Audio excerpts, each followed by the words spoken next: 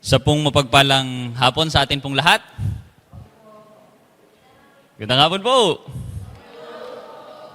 Kay parang kayo ay natigilan at kay giniginaw, well, I still have, I think we need to finish until 3. So, natanggap ko po ang memo, So, ako daw po ay dapat it's not exactly a lecture for this afternoon, but just a short meditation before our GSBTI graduation ceremony. So, ngayon pong hapong ito, tayo po ay sumandaling mag-aral ng salita ng Diyos, but I would like us to still deal with the topic of eschatology. So, tayo pong lahat ay tumayo as you open up your Bibles.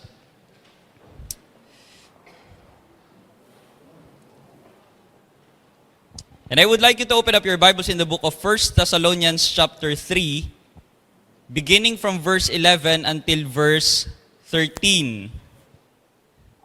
So ako po ay babasahin ko po ito and inyo pong sundan ng inyong paningin. Somehow meron po tayong pagkakaiba sa gamit nating sigurong bersyon, pero yan pa rin po yun, huwag kayong mag-alala. So I hope hindi ho kayo natisod dahil gumamit ako na ibang version. So napag-aralan na po natin yan. In verse 11, here's what the Bible is saying. Now, may our God and Father Himself and our Lord Jesus direct our way to you, and may the Lord make you increase and abound in love for one another and for all. As we do for you in verse 13, so that He may establish your hearts blameless in holiness before our God and Father at the coming of our Lord Jesus with all His saints. Now, ngayon pong hapon, ang atin pong pag-aaral ay simple lamang, may dalawa lamang pong bahagi. Unang bahagi, atin lamang pong uunawain ang sinasabi ni Paul until the end of the book, until the end of the epistle. And then, I would be taking the application na ibinigay din mismo sa epistle na ito. And I hope maging paalala po ito sa atin as we deal with the topic of eschatology. But tayo po muna ay manalangin. Dear Heavenly Father, we ask that you would give us wisdom as we deal with your word ngayon pong hapon. Lord, we just want to be faithful sa kung ano po ang katotohanan. At ang katotohanan ito rin po ang magbago po sa amin. Hindi po sa anumang karunungang pantao, kung hindi sa biyaya po ng iyo pong salita. Kayo, Panginoon, ang malayang gumawa through your Holy Spirit sa buhay ng bawat isa. Panginoon, nais po namin na kayo po ang maluwalhati. At sa pag-aaral pong ito, Panginoon, kayo rin po ang tunay na siya pong maitaas at kayo po ang magbigay din po ng karunungan sa iyo pong lingkod as you give me clarity sa akin pong pagtuturo ng bahagi pong ito. This we ask, Father, in the name of your Son, Christ Jesus our Savior. Amen and amen. So this is Apostle Paul's writing of 1 Thessalonians sa mga taga-Thessalonica. One of the beautiful things about sa aklat po ng 1 Thessalonians ay ang napakagandang atmosphere ika nga. Nagsimula po si Apostle Paul dito sa isang commendation, sa napakagandang ika nga'y pagpuri, pagkagalak sa kanyang mga disipulo sa lugar ng Thessalonica, and that extends until chapter 3. And bagamat naroroon po ang persecution during their times, nakita ni Apostle Paul ang kinang ng pananampalataya ng mga taong ito sapagkat even they were afflicted sa kanilang lugar ng mga Hudyo, ay nagpatuloy sila. Alam niyo po, kung inyong babalikan in 1 Thessalonians, you go in 1 Thessalonians chapter 1, isa sa mga naging effect ng kaligtasan sa mga mananampalatayang ito is this, in verse 9, how you turned to God from idols to serve the living and true God. So, mapapansin natin dito, yung idolatry ay kanilang iniwanan. Ano po? Also, pagdating natin sa chapter 2, mapapansin naman natin dito in verse 13, ang galak ni Apostol Pablo nang makita niya kung paanong ang mga taga-Thessalonica ay tinake ang salita ng Diyos na hindi simpleng salita lang. Ano po?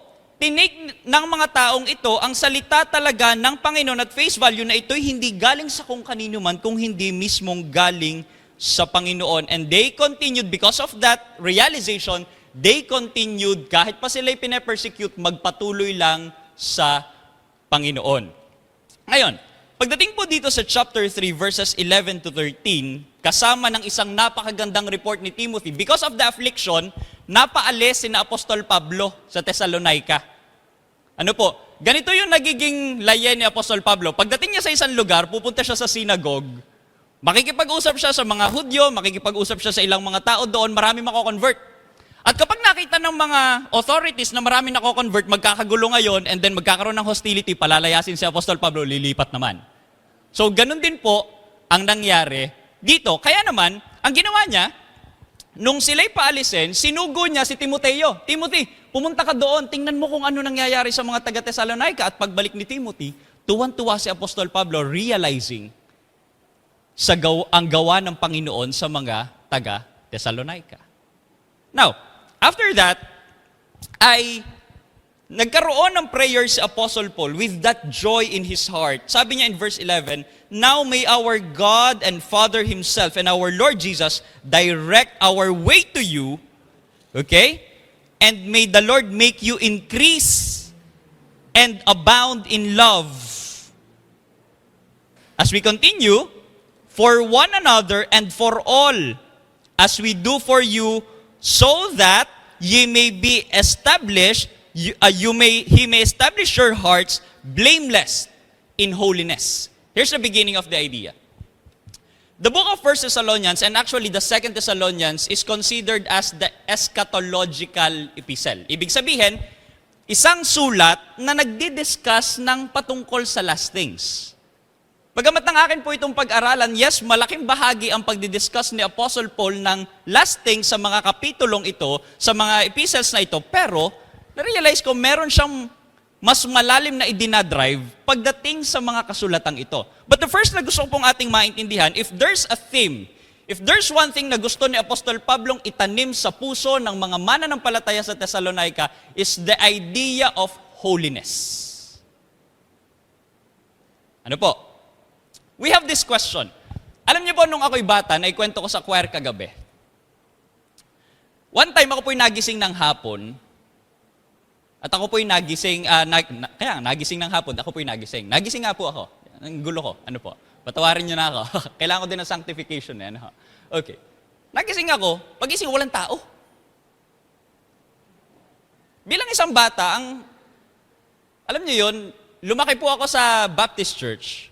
Lagi ko naririnig ang rapture, last things. Nagising ako, walang tao. Wala ang inay, wala ang tatay, wala ang mga kuya. Lumabas ako. Boy, walang tao. Hanggang sa ako po yung nakalayo na, naghahanap ng mga tao, nasa. And then na-realize ko, wala naman nagkakagulo. So umuwi na po ulit ako. Kasi, hindi pa naman rapture. But the first idea ko, parang takot na takot ako because of that idea of rapture. Nung ako po'y bata. Sometimes, ito lang po yung napapansin ko, whenever we study eschatology, some people tend to be fearful of the details na mayroon sa eschatology. But let me just guide your thinking na para sa mga mananampalataya, ang eschatology is not a fearful event for us, but rather a reason for us to be joyful and be expectant and be awaiting sa ating Panginoon. Kaya mo pag nag-aaral tayo, Panginoon, dumating ka na. Alam niyo po yun, yung joy, yung galak na pagod ka na sa kasalanan, pagod ka na sa mga nangyayari sa paligid mo, that we can continue instead of being so afraid. Sapagkat hindi ho tayo doon itinalaga. Ang dapat matakot, yung wala sa Panginoon. Ay nasa Panginoon nagaho kayo. Yun yung maganda. Kaya dapat, iba na rin yung tingin natin pag nag-aaral tayo ng ganito. Ano, hindi na sa patakot, sa pasaya. Panginoon, dumating ka na. Di ba? Ngayon, pero, hindi pa dumadating ang Panginoon. Ano, hindi pa dumadating ang Panginoon, and yung mga bagay na darating, wala tayong hold doon eh. Ang may hold tayo kung ano yung mangyayari, kung ano ang nangyayari at gagawin natin in the present habang hindi pa dumadating ang Panginoon. And that's exactly the point of 1 Thessalonians. Now, balikan po natin ang ating talata in chapter 3. Ano ang sinasabi ni Apostle Paul? Ang kanyang panalangin, that you be blameless in holiness. Kailan daw? Tingnan niyo po ang kasunod. Before our God and Father at the coming of our Lord Jesus with all His saints. Sa pagdating niya, pagharap natin sa Panginoon, hindi tayo yung tayo ay blameless. Saan daw? Sa kabanalan. So pansinin niyo po ito. Ang gusto pala ng Panginoon nating maintindihan kung ano yung maging mindset natin habang hindi pa siya dumadating at ano po yun? Sanctification, holiness. Now, review tayo. Ano ibig sabihin ng sanctification?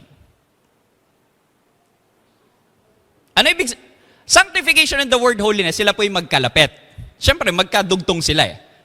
Ano ibig sabihin ng sanctification? Sanctify. Pinagpaging banal. Yan. Very good. Yung definition, tinatagalog lang natin. Pero nagkakaintindihan tayo. Ibig sabihin ng sanctification po yung ganito. Set apart. Inihiwalay. Okay? For a particular purpose. Now, when we say holiness, it's the same thing. Nakahiwalay. Ang Panginoon po'y banal. Bakit? He is set apart. Hindi siya kagaya natin. Nasa kanyang level siya at hindi kagaya yun natin. He is holy. Okay? He is also set apart from sin. That's the idea of holiness. Pero, ang mga mananampalataya pala, tinawag ding maging set apart. Ano ho? Para pagharap daw natin sa muling pagbabalik ng Panginoon, hindi tayo kapula-pula. At yun yung dapat daw pag-isipan natin sa panahon ngayon. Now, as we continue, tuloy po tayo. Chapter 4. Anong dinidiscuss dito ni Apostle Paul? Bibilisan ko po dahil kailangan ko makatapos. So, after his prayer, sa totoo lang po, ang goal ko po ay i-walk through lamang kayo dito and just give some applications. Ano po? And I hope maging faithful po ako sa pagdidiscuss nito. Ano po? Sa abot ng biyaya ng Panginoon na ipinapakita. But in chapter 4, verses 1 to 8. Samahan niyo po ako, tumingin po kayo sa inyong mga Bible. Ano ho? Sabi ni Pastor kanina umaga, baka naman ginagabok na. Ay hindi gagabukin, nasa tablet eh. Laging gamit. Okay. But in chapter 4, verses 1 to 8, this is until verse 12. Nagbigay ngayon ng isang illustration si Apostle Paul kung ano bang hitsura ng isang buhay na sanctified, na sinasanctify ng Panginoon. Tingnan niyo po. Let's just read. Pausap nga na lang ako dito ng baka naliliwagan kayo na magkaiba tayo ng binabasa. Pwede bang pausap ako ng King James dito sa screen natin? Chapter 4, verse 1, 1 Thessalonians. Kung Tagalog pa, mas maganda. Sige, but verse 1.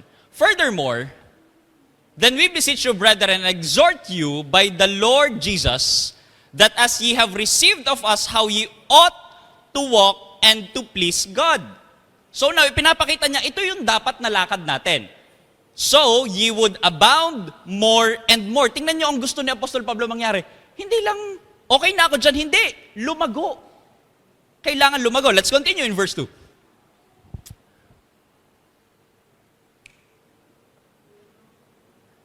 Yun. Mahina internet natin. Okay. For ye know what commandments we gave you by the Lord Jesus. In verse 3, for this is the will of God, even your sanctification. Now, here's his idea of sanctification. Okay? That ye should abstain from fornication. So this has something to do with purity. Okay, next. That every one of you should know how to possess his vessel, ang kanyang katawan, in sanctification and honor. Then, not in lust of concupiscence, even as the Gentiles which know not God. Okay? So ngayon, nagkaroon ng contrast, he's speaking now of the Gentiles na walang iniisip na kung ano man tungkol sa Diyos. Wala silang pakialam sa pagpapakabanal. Pero kayo, hindi kayo ganun. Ano po? At ang bagay na ito, kanyang binabagit in the context that pagharap natin sa Panginoon, maingatan natin na ating mga sariling, hindi tayo maging ganito. That's the point. Let's continue in verse 6. That no man go beyond and defraud his brother in any matter. Nagkakagulangan pala, no? Kapag kayo nagbabasa ng epistle ni Paul at nagpapaalala siya ng mga ganyan, ibig sabihin niyan, may nangyayaring malamang-lamang na gayon. Yun ho yung nasa kanyang mga epistles. That's why epistles were written. Sinulat ho ang mga epistles. Take note of this. Epistles were written dahil may problema sa kanyang mga sinusulatan. Ibig sabihin ho, noon pa man, walang perfectong church. Pero hindi ko po sinasabi ito just to give you license to doing sin. No. What I mean to say, there's no such thing as a perfect church. Because we are all under the process of sanctification. But let's continue. That no man, or verse 7. Sige, verse 6 na nga. Okay, verse 6. Balik tayo. Go beyond and defraud his brother in any matter, because that the Lord is the avenger of all such, as we also have forewarned you and testified. Now, tingnan niyo po itong maigi. The idea is, no defraud, walang pandaraya. Protect your morality, that's the idea. And that's the illustration based on the context that they have during that time. Ano ho? Tatandaan po nating palagi, itong Thessalonica na letter isinulat sa mga taga-Thessalonians during 54 AD. Now, their issue was this. May mga kailangang i-correct. Alam niyo po, as we continue now, let's proceed on verses 9 until verse 12. Babasahin ko lamang po ang idea nito. But there's actually another problem in here. Verse 9. Now, concerning brotherly love, you have no need of anyone to write to you. For you yourselves have been taught of God to love one another. Paulit-ulit ang pag-ibig sa isa't isa. Ano ho? For that indeed is what you are doing to all the brothers throughout Macedonia. But we urge you, brothers, to do this more and more, and to aspire to live quietly, and to mind your own affairs, and to work with your hands, as we instructed you, so that you may walk properly before the outsiders. Kanino daw po? Sa outsiders. And be dependent on no one. Now, there's actually an issue po sa 1 Thessalonians. Ano yun?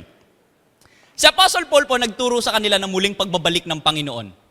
Ganda po yun, ano. Actually, until verse 1, until chapter 1, dinidiscuss na niya. Chapter 1, verse 10. Sinabi niya doon, pabalik si Kristo.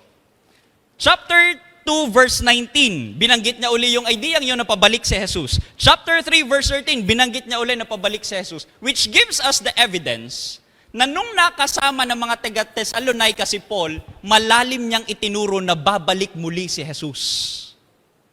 In fact, sa tindi ng pagkakaturo ng malapit ng pagbabalik ni Jesus, the Thessalonians thought na nung panahon nila, dadating na si Jesus.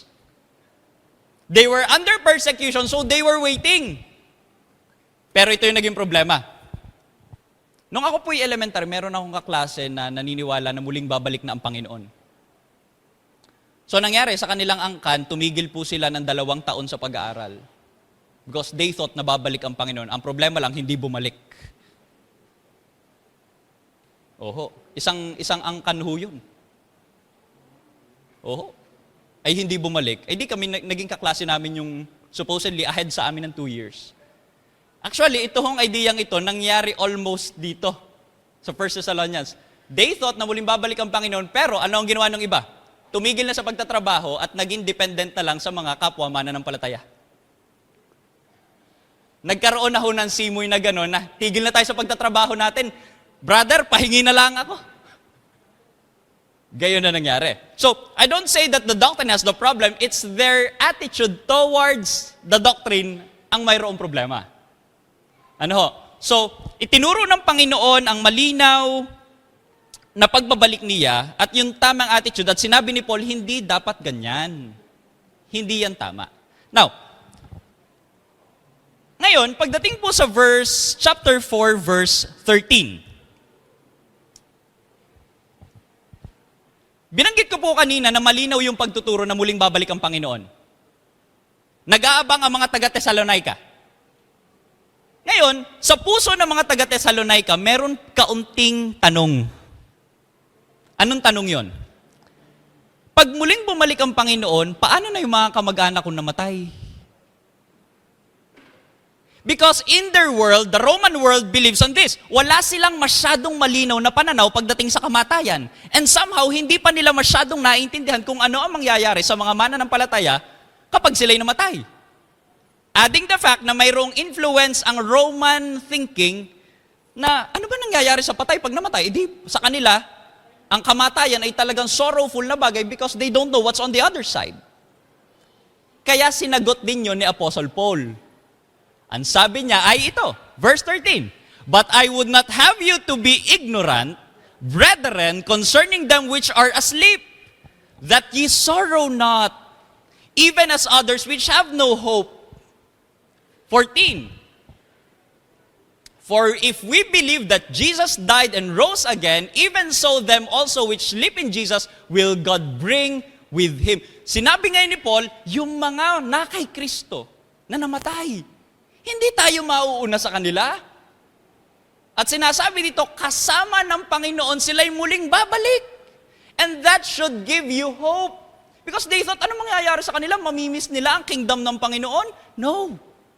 They would also enjoy His return. At yun yung gusto niyang ipakita na yes, lahat tayo na kay Kristo, we would enjoy His coming and celebrate and worship Him when He returns. Verse 15, "For this we say unto you by the word of the Lord, that we which are alive and remain unto the coming of the Lord shall not prevent them which are asleep." 16, "For the Lord Himself shall descend from heaven with a shout, with the voice of the archangel, and with the trump of God, and the dead in Christ shall rise first." So kapag dumating si Jesus sa alapaap, muling babangon ang mga patay. Patay na ano? Patay na kay Kristo. That's why we believe in the doctrine of the rapture. Ano po? Nasa isang kisap mata ang mga mananampalataya. Ang sabi ko po yung mananampalataya. Ang baptist na mananampalataya ay mawawala at sasapiling ng Panginoon. Paano Brad, yung mga hindi baptist pero mananampalataya? Mawawala din. Ano sabi? Ano? So, let's just be clear on that because we believe that it's the body of the believers na babalikan ng Panginoon at kanyang kukuhanin. Verse 17, "Then we which are alive and remain shall be caught up together with them in the clouds to meet the Lord in the air, and so shall we ever be with the Lord." Kailan kaya tayo dadating doon? Ano? So shall we ever be with the Lord. But ang sabi dito ni Apostle Paul, sana yung katotohanan yan ang mag-comfort sa inyo. Okay? Yung agam-agam nila tungkol sa kabilang buhay, no, huwag kayong matakot. You have a great hope in Jesus Christ when He returns. Tayo rin po. Ano, nung isang linggo actually, ako yung nakikinig ng balita, ako yung lungkot na lungkot. Kalungkot ho ng ating bansa, no? I don't know, kung saan man tayo galing na pananaw pagdating sa politika, but at the end of the day, walang kagalakan sa nangyayari sa ating bansa. Naroroon ang kalungkutan, but still, habang ako'y lungkot na lungkot, minsan gusto ko rin sumagot. Alam niyo, ganun pakiramdam. Hindi na. Sanctifying work. Sanctifying work of Christ. But I didn't realize, habang tinitingnan ko, parang gusto mong, sa isip ko, anong magagawa ko sa bagay na ito? Yeah, I say that we must do our responsibilities, but still, wala akong kakayanan baguhin ang mangyayari. What I mean to say is this. We need to focus. We need to look ahead on a greater event. Dito, sa mundo natin ito, lagi nababanggit na ating pastor, wala nang magandang mangyayari sa mundong ito. Ito'y pasama ng pasama. At habang nakikita natin ang sama ng mundo, marapat lamang na mas ituon tayo ng ating kaisipan at puso bilang mga mananampalataya doon sa mas may pag-asa. At ang pag-asang yun ay ang muling pagbabalik ni Jesus. Sabi ko nga sa mga estudyante lagi na nahihirapan sa exam po sa young people, matatapos din yan. Oho, dalawa lang ang pwedeng matapos eh. Ano?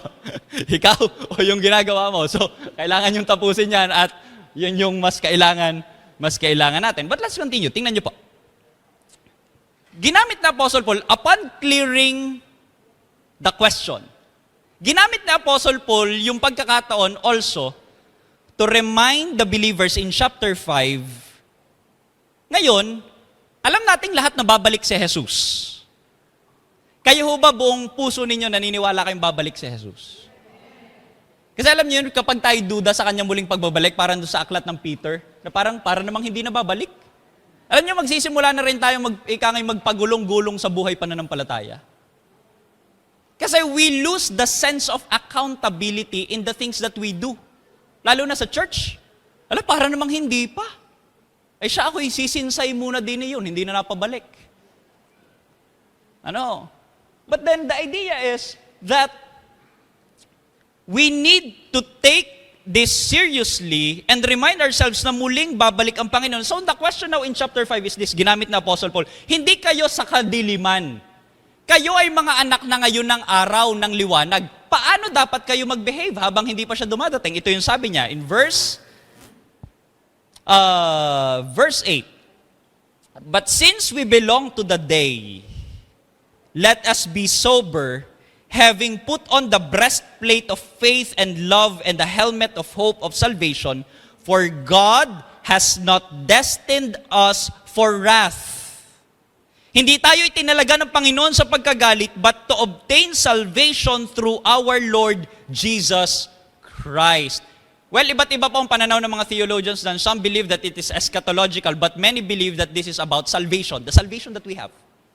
Hindi na tayo itinalaga sa eternal punishment. So, what he means to say, sabi ni Apostle Paul sa mga mananampalatayang ito, kayo yung mga anak ng liwanag, hindi pa bumabalik si Kristo, ito yung focus nyo. Mamuhay kayo kagaya ng anak ng liwanag. That is the idea. Paano dapat tayo magbe-behave? Kagaya ng isang tao na tinubos, tunay na tinubos ng Panginoong Jesus. Kayo po ba'y tinubos na ng Panginoon? Ligtas na? Naniniwala kayo muli siyang babalik?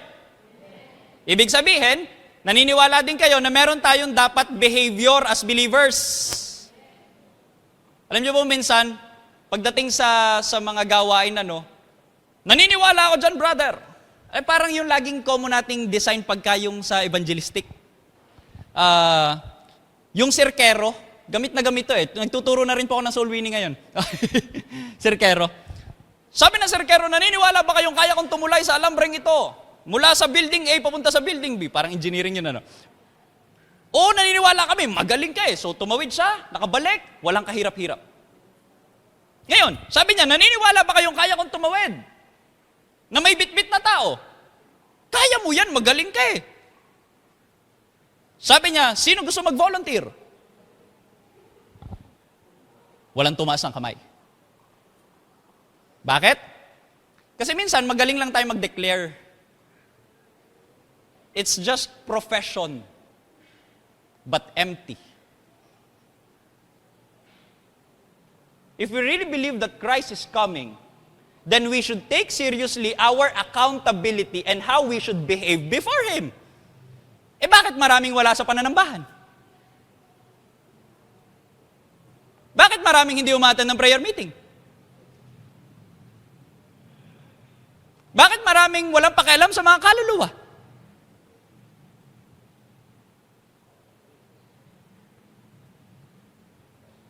What's the use of profession if there's no action? Well, iba't iba tayo ng kaparaanan sa paggamit ng Panginoon. And I hope ginagawa natin lahat ang ating bahagi. Pero kung hanggang sigaw lang tayo at hanggang amen kapag nagpipreach si pastor at wala tayong balak gumawa, ano ang kabuluhan? Kung naiintindihan natin na ang pakikipamatok sa hindi mananampalataya mali, bakit hindi natin bitawan? Iba't ibang bagay, mga kapatid. But what I mean to say is this, that we go back to that idea that Christ is coming, I will face Him one day, and I'm reminding you of the sanctification process and the accountability na dapat mong panagutan pagharap mo sa Kanya.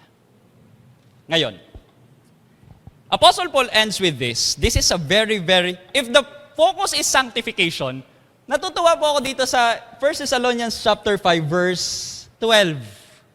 Sabi ko, ibig sabihin, itong 12 and onwards, yun nadami yung mga favorite na mga batang sa uluhin. Nung ako po'y bata, favorite ko yan sa uluhin. Bakit? Sobrang ikli. So, kailangan dumami yung verse ko, dahil po nung kami bata, tinuruan kami, kailangan makapagsaulo kami ng 50 talata sa Bible. Yun ho ang aming assignment. So, ang hinahanap namin, maghanap na maikli. Yun yung madali. Anong ginawa namin? Pumunta sa 1 Thessalonians, madaming maikli. Okay? Pero bakit? Yang maiikling verses na yan, let me just tell you something, ito yung bagay, parang ika nga'y formula. Gusto mong mamuhay ng sanctified? Tingnan mo to. Okay? Ano ang sabi ng talata? First, we ask you, brothers, to respect those who labor among you. Leaders, pastors, and are over you in the Lord, and admonish you. The word admonish means warn. Paalalahanan ka. Ang sabi dito, respect. And to esteem them very highly in love because of their work.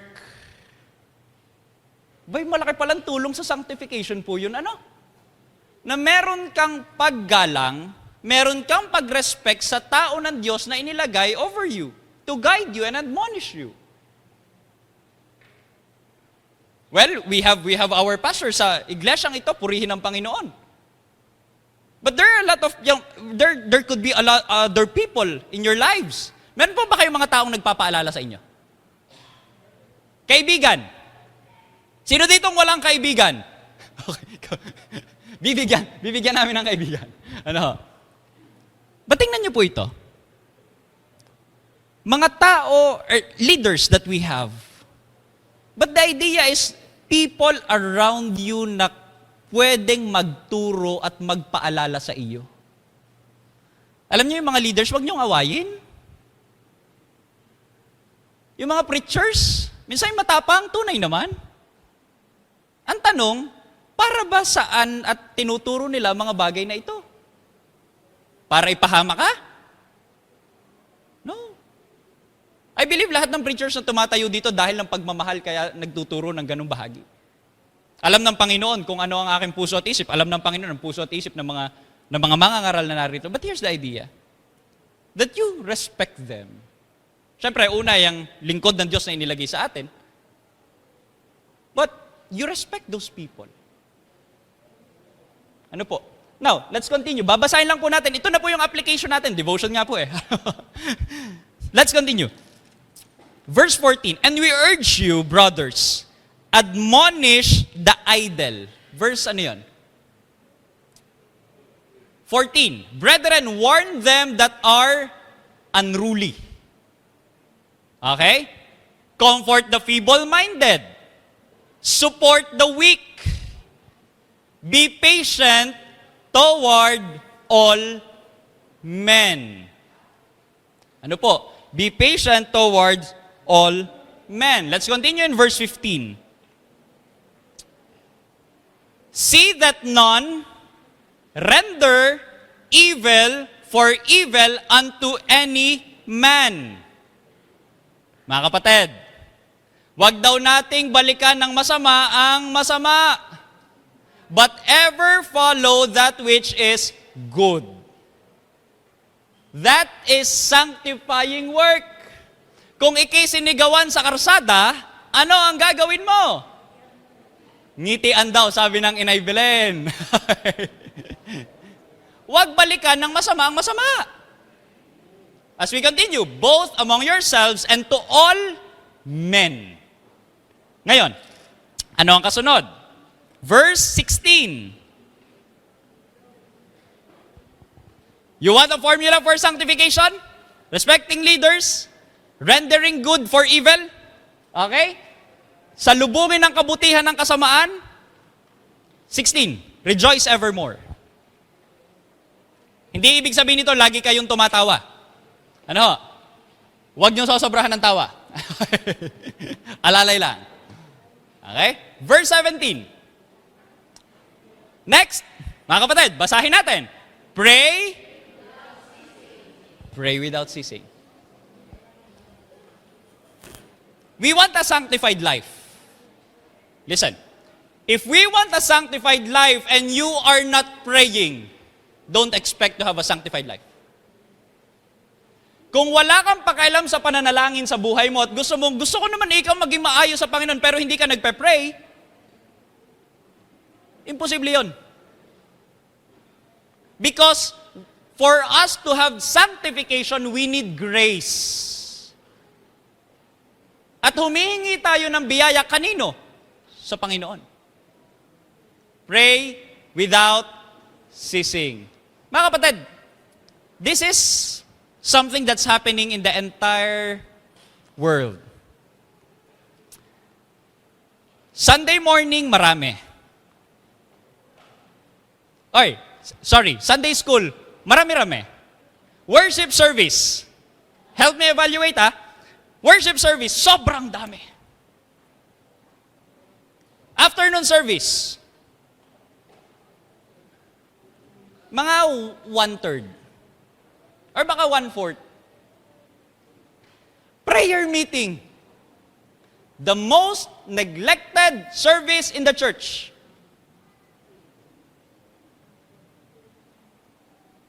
And we want a sanctified life. We want a sanctified church. Pero heto tayo, nagkaroon lang ng konting imbitasyon on Wednesdays. We don't care anymore about prayer meetings. Pero kung pag-aaralan niyo ang Bible, ang prayer, sabi nga ng mga ngaral noon, hindi lumapit ang mga disipulo sa Panginoon, Lord, teach us to preach. Ang sabi, teach us how to pray. I believe if Good Shepherd Baptist Church is a praying church, talagang on fire sa prayer. Hindi naman sa ating galing kung hindi sa biyaya ng Panginoon na hinihingian natin. Pero baka hindi na rin tayo masyadong humihingi, no?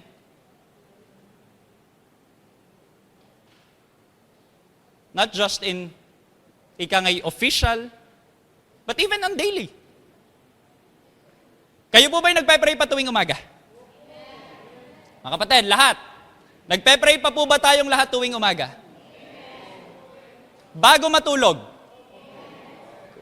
Habang naglalakad? Kasi minsan ang prayer, akala lang natin kapag yung nakapikit ka, nakaupo, yun na yung prayer. No.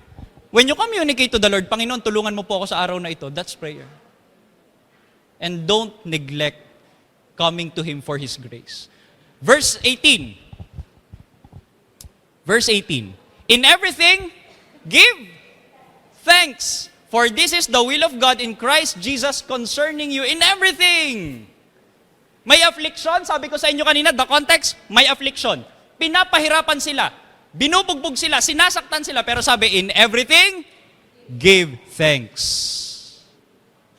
Sabi, for this is the will of God in Christ Jesus concerning you. James chapter 1. Bakit may trials? Para tumibay ka. Bakit hinahayaan ng Panginoon na makaranas ka ng hirap? Para tumibay ka. Bakit? Para sa kanyang kaluwalhatian.